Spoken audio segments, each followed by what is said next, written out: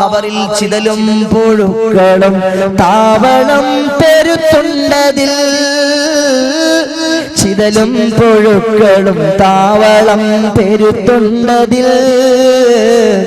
സന്തോഷമാണവകൾക്കു നീ ചൊല്ലുന്നതിൽ പൊൻവർണ്ണ കോമള മൃദുലമായ ശരീരമിൽ പെങ്ങളെ പൊൻവർണ്ണ കോമള മൃദുലമായ ശരീരമിൽ സമരത്തിലാണു പരസ്പരം തിന്നുന്നതിൽ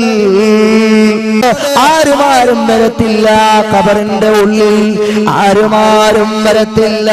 കാർഡിൽ റേഷൻ വേണ്ട പോലതിലുണ്ട് ക്യൂ സിസ്റ്റമില്ല തള്ളലാണതുകൊണ്ട് അവർക്ക് ക്യൂ പാലിക്കാൻ നേരമില്ല പരസ്പരം മത്സരത്തിലാണ്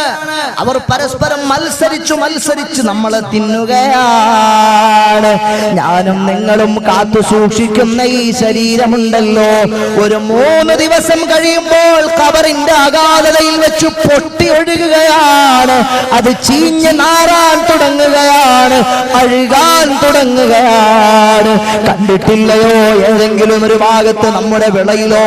നമ്മുടെ വസ്തുക്കളിലോ ഭൂമിയിലോ എവിടെയെങ്കിലും ഒരു എലി ചത്തുകിടന്നാൽ ഒരു 3 ദിവസം കൊണ്ട് ആ എലിയുടെ അവസ്ഥ എന്താ മനുഷ്യ എന്റെ അവസ്ഥ അങ്ങനെയാണ് നമ്മുടെ അവസ്ഥ അങ്ങനെയാണ് ജീവനില്ലാതെ ഖബറിന്റെ അഗാധതയിൽ നമ്മൾ പോയാൽ നമ്മുടെ ശരീരം മുഴുവനും അഴുകുന്നതാണ്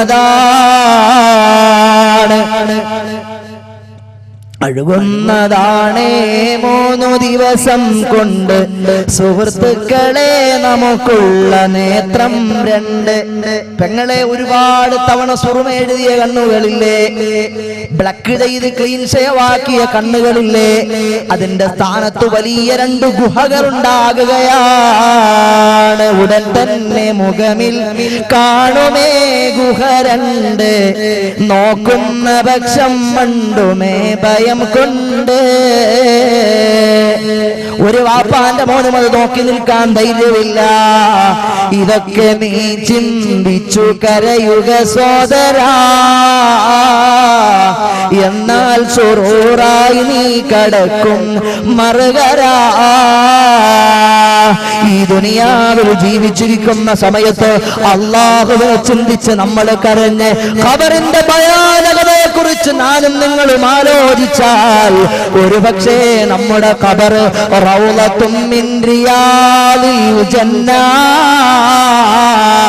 സ്വർഗീയ ആരാമങ്ങളിലെ ഒരു ആരാമമാണ് ഖുഫ്റത്തും മിൻ ഖുഫരിൻ നീറാൻ അല്ലെങ്കിൽ നാരകീയ അഗ്നികുണ്ടാരങ്ങൾ ഉണ്ടാകുന്ന നരകക്കുണ്ടാണ് അതുകൊണ്ടാണ് ഖബറിൽ രക്ഷപ്പെടാൻ ഞാനും നിങ്ങളും തയ്യാറെടുക്കണം സയ്യിദനാ ഉസ്മാൻ റളിയല്ലാഹു അൻഹു ഖബർ കാണുന്ന നേരത്ത് കരയുകയാണ് എന്തിനാണ് ഉസ്മാൻ തങ്ങളെ നിങ്ങൾ ഖബർ കാണുമ്പോൾ ഇങ്ങനെ വല്ലാതെ കരയുന്നത് എന്തിനാണ് ആ സമയത്ത് ഉസ്മാൻ ഇബ്നു അഫ്ഫാൻ തങ്ങൾ പറയുകയാണ് അൽ ഖബറു അവ്വലു മൻസിലിൻ മിൻ മനാസിലിൽ ആഖിറ അൽ ഖബറു അവ്വലു മൻസിലിൻ മിൻ മനാസിലിൽ ആഖിറ പാരത്രിക ലോകത്തേക്കുള്ള സഞ്ചാര വഴിയിൽ ആദ്യത്തെ ഭവനം ഖബറാണ് ആ ഖബറിൽ ഞാൻ രക്ഷപ്പെട്ടാലോ എനിക്ക് ആഖിറം മുഴുവനും രക്ഷയാണ് തിരുമുസ്തഫ പറയുന്നതായി ഞാൻ കേട്ടതാ പരലോകയാത്രയ്ക്കുള്ള വഴി ആദ്യം ഇതാ ഇതിൽ രക്ഷപ്പെട്ടാൽ ബാക്കിയെല്ലാം തുച്ഛമാ അല്ലാതിരുന്നാൽ എപ്പോഴും വൻ നഷ്ടമാ